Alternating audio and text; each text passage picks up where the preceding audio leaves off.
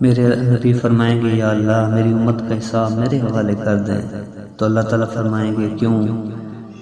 تو عرض کریں گے یا اللہ میں چاہتا ہوں کہ اس امت کا حساب میں خود لوں تاکہ ان کو شرمندہ نہ ہونا پڑے۔ تو اللہ تعالیٰ کہیں گے اگر آپ حساب لیں گے میرے محبوب تو آپ کے سامنے تو شرمندہ ہوں گے یہ، تو میں آپ کے حوالے بھی نہیں کروں گا، میں خود لوں گا اور پردے میں لوں گا، تو ایک پردہ آ جائے گا اور اس کے پیچھے اللہ اس امت کا حساب لے گا، اچھا یا برا پورے مجمع کو نہیں پتہ چلنا دے گا کہ کون اچھا ہے کون برا ہے۔ کیا میرے رب نے کمال کا کرم کیا ہے ہمارے اوپر، امت محمدیہ کی فضیلت ہے، پھر اس کام کو ہماری فطرت میں رکھ دیا تو اللہ کہہ رہے ہیں میرے رستے میں جہاد کرو۔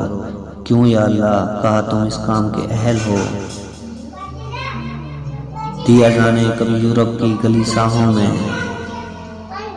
کبھی افریقہ کے تپتے ہوئے صحراؤں میں، شان آنکھوں میں نہ جھکتی تھی، جہاں داروں کی کلمہ پڑھتے تھے ہم چھاؤں میں تلواروں کی، تجھ سے سرکشی ہوا تو بگڑ جاتے تھے، دیکھ کیا چیز ہے ہم توپ سے لڑ جاتے تھے، نقش توحید کا ہر دل میں بٹھایا ہم نے، زیر خنجر بھی یہ پیغام سنایا ہم نے، یہ اس امت کی صفت ہے جو اقبال نے شکوہ میں بیان کی ہے،